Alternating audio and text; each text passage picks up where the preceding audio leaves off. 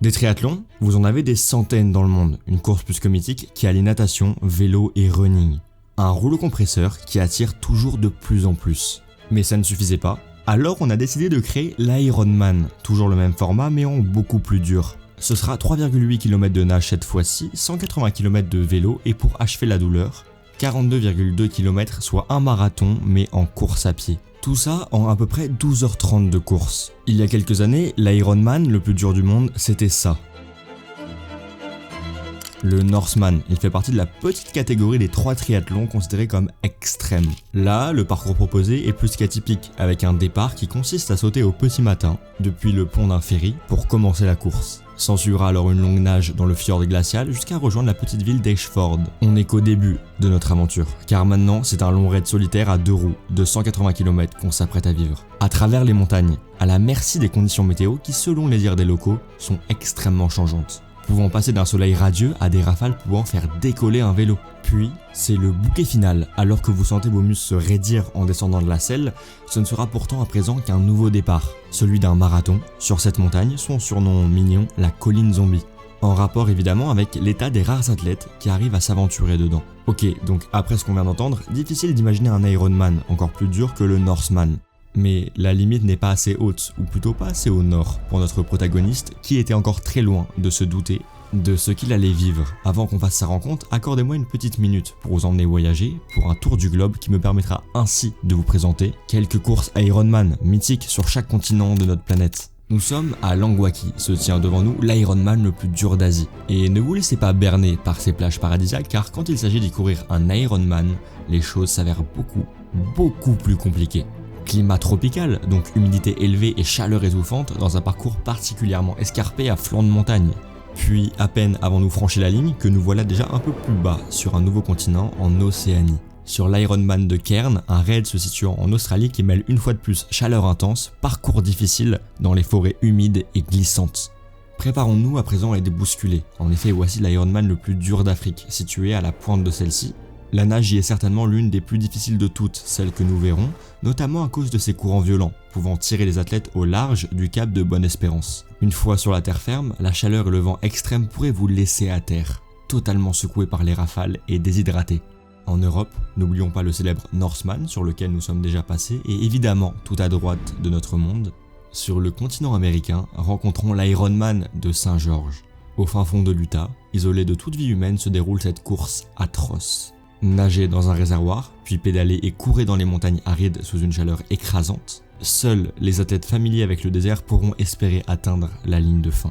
Si maintenant je regarde ma montre, mon explication a bien tenu en 60 secondes. Bon, peut-être un peu plus, mais voilà. A priori, tous les continents ont été faits. Tous, sauf un. Et à vrai dire, entre nous, si vous avez cliqué sur la vidéo, c'est que vous saviez. Vous savez que dans mon tour du monde, je suis passé à côté d'un continent très singulier pour la plupart, à plusieurs reprises. Et ça, sans pour autant y poser mes bagages.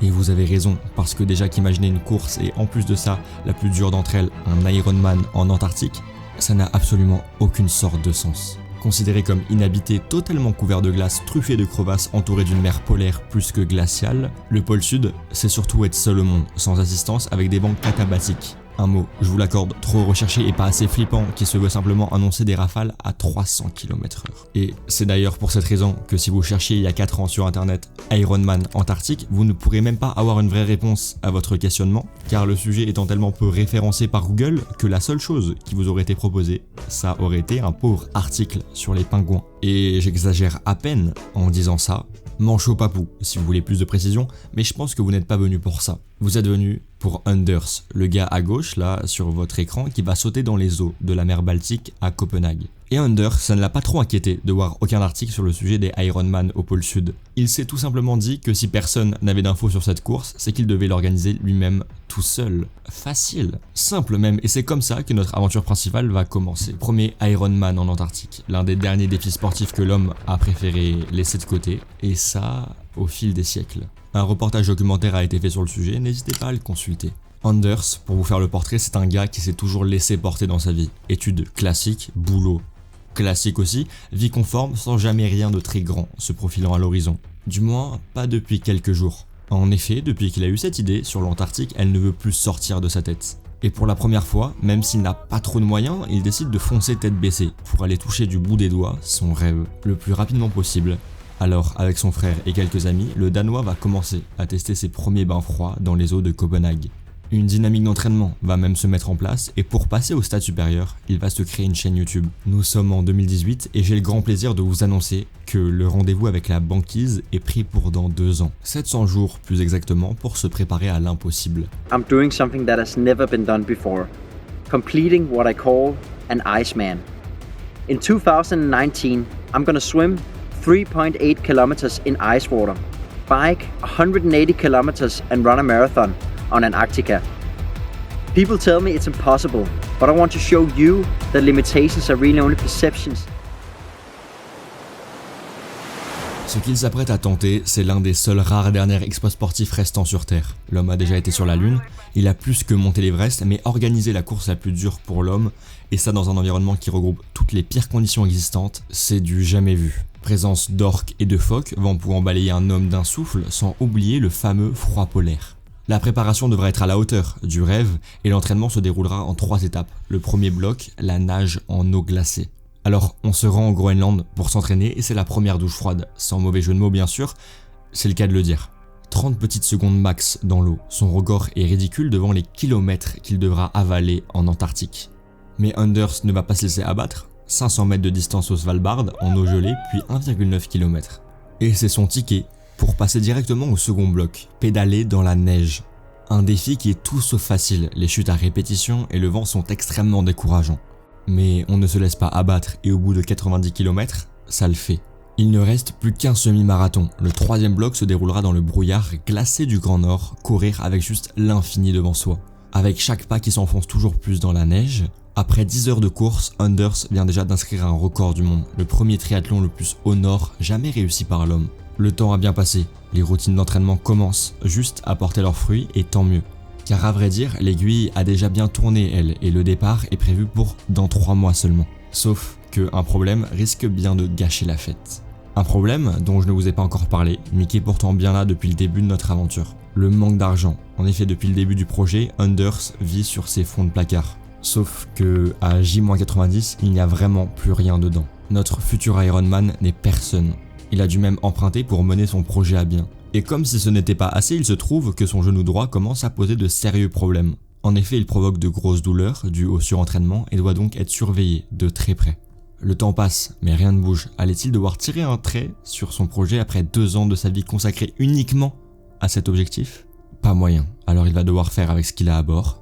Il réserve un petit voilier qui leur permettra de rallier Ushuaia en Argentine aux célèbres banquises de l'Antarctique. On verra plus tard que ce n'était pas le meilleur choix d'embarcation à faire, mais à vrai dire, là, étant donné le peu d'argent qu'il reste, il n'y avait pas de meilleure possibilité. Pour ce qui est de l'assistance humaine qui embarquera sur notre rafio, il y en a 2 qui ne sont jamais montés sur des skis, ce qui, je vous le rappelle, est le seul moyen de déplacement qu'ils auront là-bas.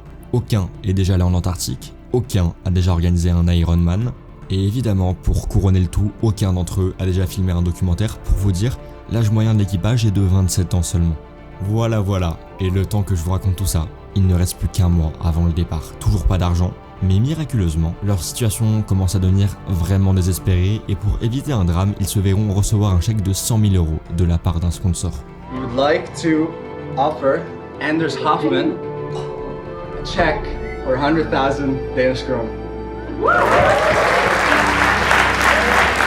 Histoire de leur dire, vous savez quoi, vous voulez mourir. Ok, juste au moins prenez cet argent et allez vous acheter du bon matériel s'il vous plaît. Parce que la combinaison Decathlon, là, c'est juste pas possible. Blague à part, c'est un énorme risque aussi pour la boîte qui finance le projet. Car si quelque chose tourne mal quand ils seront tout seuls là-bas, ils seront accusés d'avoir financé une expédition cercueil. Les derniers préparatifs se concrétisent et la tension monte. On n'a jamais été si proche de l'Antarctique à la pointe de l'Amérique du Sud. Tout est chargé déjà sur le bateau. Puis je pense qu'il ne reste plus qu'une seule chose à faire.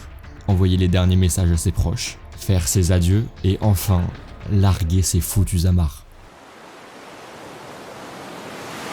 Vous avez bien lu, le credo à présent ce sera réussir ou mourir, rien d'autre. Aucune autre possibilité est envisageable pour Anders. Et sa vision se concrétise au fil des jours. Encore bien au chaud sur le pont, il observe les premiers icebergs pointer le bout de leur nez. La vie marine est aussi au rendez-vous, comme c'était prévu. La météo a l'air assez clémente pour le moment, il n'y a pas de temps à perdre, donc il faut baliser la course. Et voici à peu près ce que je peux déjà vous dire sur notre itinéraire. 2 bateaux vont accompagner Anders jusqu'au point de départ, de là-bas il nagera 3,8 km dans les eaux glacées, avant de rejoindre la baie où est attaché le bateau principal. De là, il prendra son vélo pour avancer dans les terres 5 km tout en suivant une route précise qui passe juste entre les crevasses.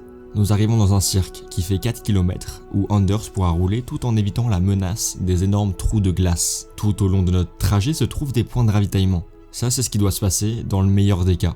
Sauf que on est en Antarctique et que sur ce continent, ce n'est et ce ne sera jamais l'homme qui fait ses lois. Pour prévenir le danger au maximum du bateau, on se rend sur le continent pour y installer tout le nécessaire. Fixer les cordes, les points d'ancrage et même creuser un igloo. L'appréhension monte à présent, nous arrivons à la veille de notre défi, il n'y a plus rien à faire d'autre que d'essayer de grappiller quelques heures de sommeil disponibles, tout en essayant de faire abstraction du stress. Une fenêtre météo clémente de 36 heures s'ouvrira au lever, après ça un blizzard s'abattra sur eux. C'est simple, s'ils ne sont pas rentrés dans 36 heures, le pire pourrait alors arriver.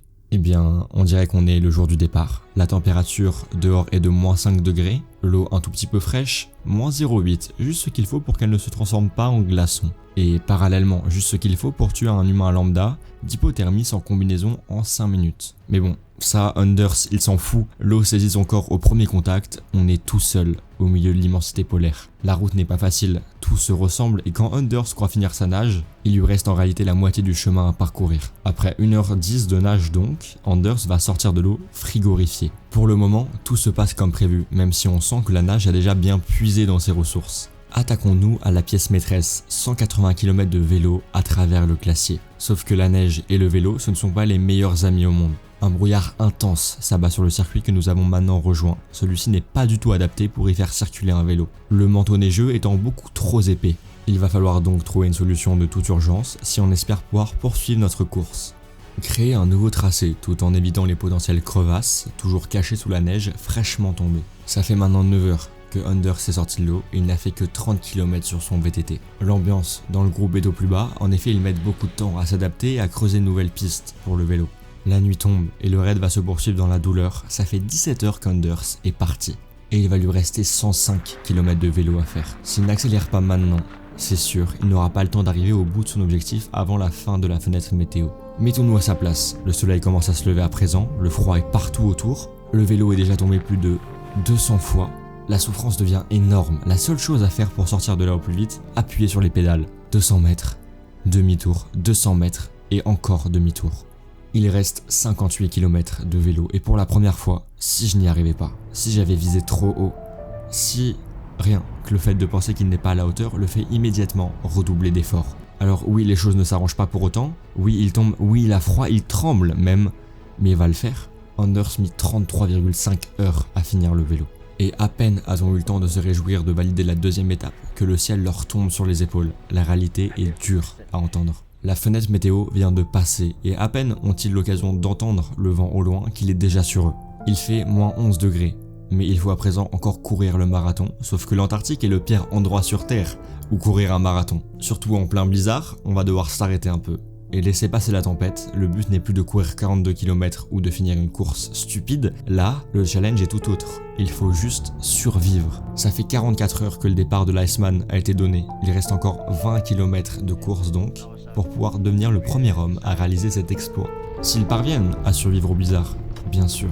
Et rien ne garantit qu'ils réussiront à revenir sur le continent après, car on n'a aucune réponse du bateau. Celui-ci est censé être attaché dans une baie avec 6 cordes solidement scellées à différents ancrages. Sauf qu'avec un vent à 200, ça ne tient pas et ça casse. À quelques kilomètres, sur le glacier, il reste encore 20 km à accomplir pour Anders. Et toujours aucune réponse du bateau. Anton, do you copy?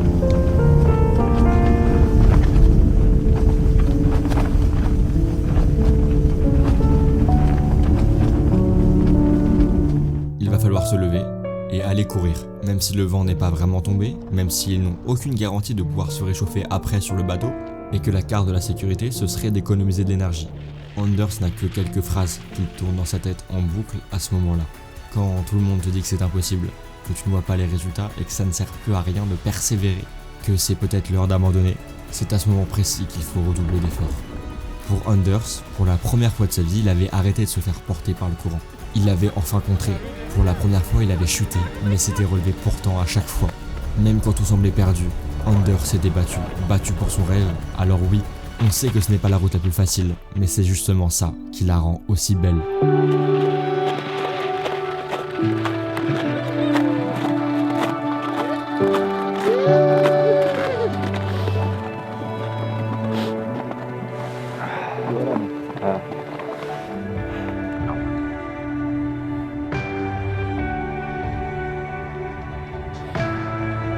« 72 heures. Un chrono ironiquement aussi gros que la performance qu'il vient d'accomplir. Il était temps de rentrer au bateau, maintenant. Enfin, s'il est toujours là, ce n'est pas du tout garanti après un tel blizzard. En effet, sur l'embarcation, ils ont eu quelques soucis. Une corde à lâcher, ce qui a commencé à faire bouger le bateau dans tous les sens. Un homme a même dû descendre à la mer pour aller refixer la corde, et ça en plein blizzard. N'ayant plus de force pour revenir dans le bateau, il s'est laissé, sans force, au pied d'un rocher. Il a failli y passer, mais sera secouru et félicité par tous pour son geste héroïque. Le mélange d'émotions que a dû découvrir le groupe après cet accomplissement unique est quelque chose d'éternel, car plus jamais ils n'atteindront de telles extrémités. Pour tous ceux qui se demandaient pourquoi avoir mis la barre aussi haut avec un défi pareil, tout simplement pour inscrire un ancrage, un nouveau repère dans la souffrance, comme un phare dans notre vie qui éclairera Anders les jours où ça ira moins bien, histoire de lui rappeler la souffrance qu'il a déjà traversée.